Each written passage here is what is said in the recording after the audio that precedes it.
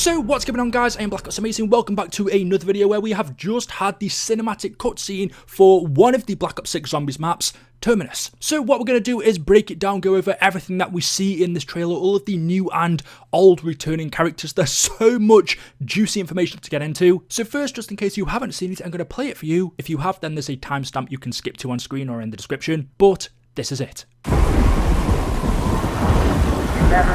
5, 9 and 20 miles today. 4, 11, 17, 32 the day before. Move. Moving up and down again. There's no discharge in the war. 45. Rise. 45. The thing is something different. 7.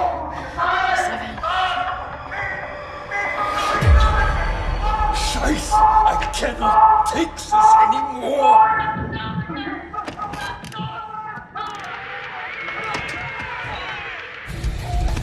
Finally, a good song.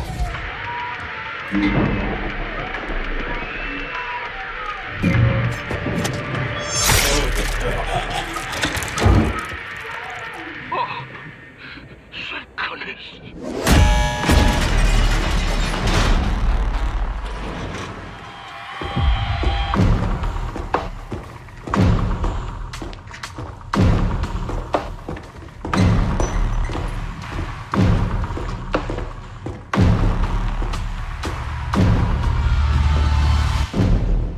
Who the hell are you?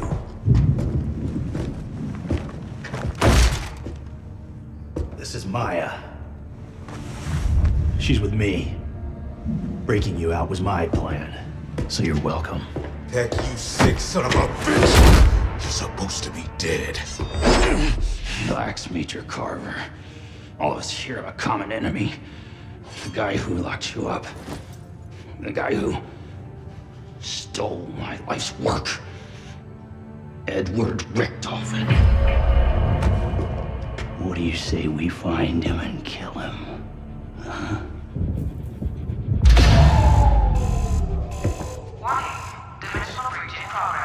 Let's get out of here. That wasn't a fucking deal. We're not going anywhere till we find my brother. Look, it'll take me some time to get their helos pulled up, and we do kind of owe it. Okay, Raptor 1. Go locate the landing pad. Peck, Strauss, hold up in the guard station. I want Richtofen's coordinates. Go to store power, and then locate this woman's brother.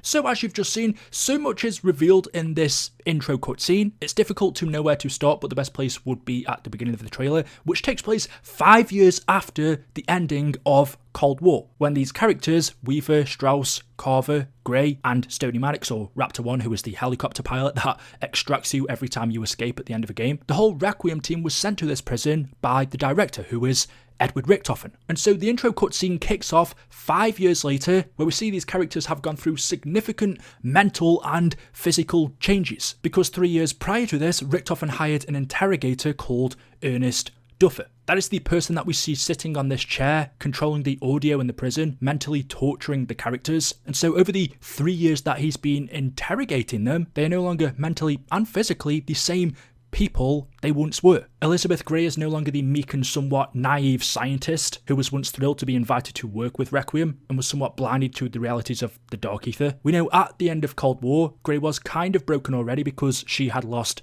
Samantha to the Dark Ether when she sacrificed herself to get rid of the Forsaken. So her losing Samantha at the end of Cold War changed Gray as it was, but now, after spending 5 years in this prison, it's brought out a tougher side within her that she never knew existed. That, combined with Carver's mentorship and training, has transformed her into a fighter. As for Carver, we know he was a military man. He had a distinguished career before that was all shattered after he was imprisoned. Now, after his torture, he's understandably aggravated, but not bitter. But now more than ever, after spending all of this time with Weaver, Gray, Strauss and Stoney, he sees them as his friends. We then have Weaver, who of course was never a stranger to any of this anyway. He was well aware of the Dark Ether and its threats, but because he was the team leader, in charge of Carver, Gray, Strauss and Stoney's safety, he feels the guilt for failing them. And so because of that, it's made him more determined to confront the person above him the director, Edward Richtofen, for all of this, for his duplicity and agendas. He's done playing politics and is willing to burn the whole house,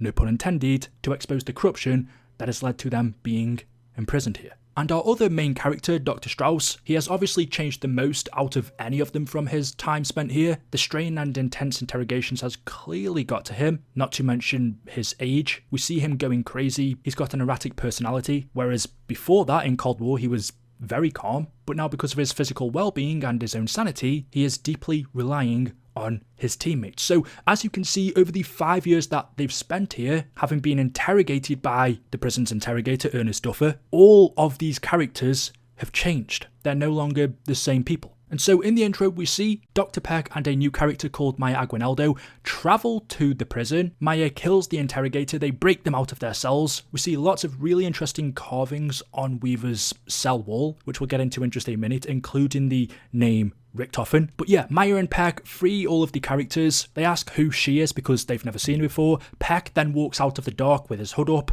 takes it down, reveals himself, of course. They know him, and he says, "This is Maya, she's with me, breaking you out was my plan, so you're welcome." Carver then pins Peck up against the wall and says, "You sick son of a bitch, you're supposed to be dead," which reminder, back in Cold War in the final map Forsaken, that huge explosion happened in the control tower with Peck and Kravchenko inside, so they believed he was dead, but we saw at the end of Cold War he wasn't, and well, clearly we can see him here. So he never died, but they believed he did. And then Peck says, "Hang on, all of us here have a common enemy, the person that locked you up, and the guy that stole my life's work, Edward Richtofen. What do you say we find him and kill him?" So that tells us why Peck has freed the Requiem members, because they weren't teammates in Cold War. Peck was working for Omega, and these guys worked for Requiem. They were enemies. But clearly, after Forsaken, Richtofen stole all of Peck's life's work, and now he's come here knowing he was the director of Requiem to free the exact same people that he imprisoned, hoping they can team up together and get revenge by